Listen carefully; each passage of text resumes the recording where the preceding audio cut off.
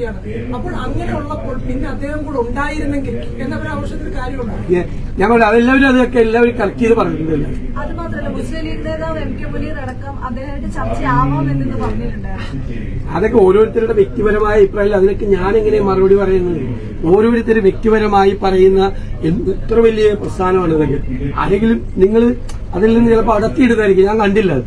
അദ്ദേഹത്തിനൊക്കെ അല്ല, അദ്ദേഹം എന്നോട് സംസാരിച്ചിട്ടുണ്ടല്ലോ. നല്ല ക്ലാരിറ്റിയുള്ള ആളാണ് ഡോക്ടർ MK മുനീർ. നല്ല ക്ലാരിറ്റി എന്നോട് സംസാരിച്ചപ്പോ നല്ല ക്ലാരിറ്റി ഉണ്ടായിരുന്നു.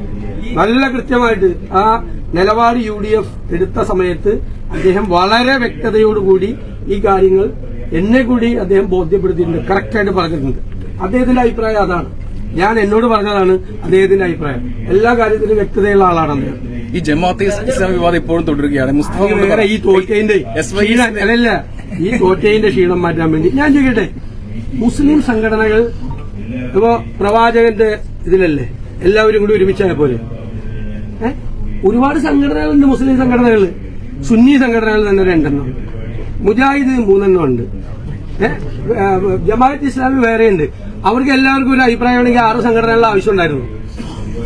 നിങ്ങൾ സിമ്പിൾ ആയിട്ട് ചെയ്യും. അവരൊക്കെ തമ്മിൽ ആശയപരമായ ചില കാര്യങ്ങളിലൊക്കെ അഭിപ്രായ വ്യത്യാസവും കാര്യങ്ങളും ഉള്ളതുകൊണ്ടാണല്ലോ അവർ വേറെ സംഘടനയായിട്ട് നിൽക്കുന്നത്. അതൊക്കെ അതിനൊക്കെ ഞാനിങ്ങനെ മറുപടി അല്ല. എന്റെ പരാമർശത്തെ കുറിച്ച് അവരാരും പറയില്ല.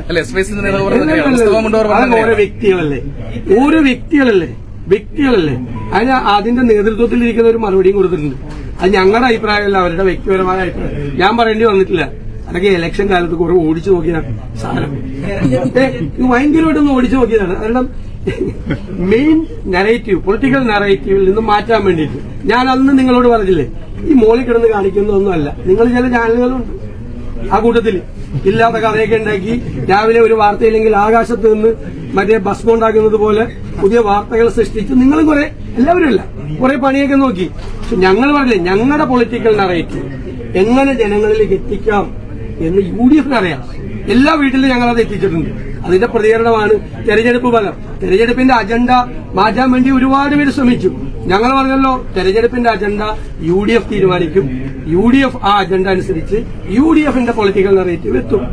നിങ്ങൾ ഇന്നലത്തെ CPMന്റെ സെക്രട്ടേറിയറ്റ് യോഗത്തിൽ ഉള്ള ചർച്ചകളെ കുറിച്ച് കൂടി ഇടയ്ക്ക് അന്വേഷിക്കും. ഈ KPCC യോഗം കൂടുമ്പോൾ അതിലെ വാർത്തയൊക്കെ എടുത്ത് പുറത്തേക്ക് കൊടുക്കുന്നുണ്ടല്ലോ, ഉള്ളതില്ലാത്തതൊക്കെ. അതുപോലെ ഇന്നലെ സെക്രട്ടേറിയറ്റ് CPMന്റെ കൂടിയത് ഒന്ന് അന്വേഷിക്കും എന്തൊക്കെയാ അവർ ചർച്ച ചെയ്തത്. തെരഞ്ഞെടുപ്പ് വിജയത്തിന്റെ ക്രെഡിറ്റിൽ രമേശ് ചെന്നിത്തലയ്ക്ക് ചെറിയ എന്തോ പരിഭവം ഉണ്ടെന്ന്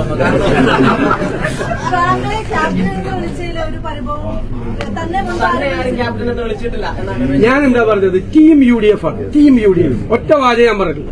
വ്യക്തി കേന്ദ്രീകൃതമല്ല തെരഞ്ഞെടുപ്പ് വിജയം. ടീം UDF ആണ്. എന്നെ ക്യാപ്റ്റൻ എന്ന് വിളിച്ചിട്ടുണ്ടെങ്കിൽ രമേശ് ചെന്നിത്തല ക്യാപ്റ്റൻ അല്ല, അത് മേജറാണ്.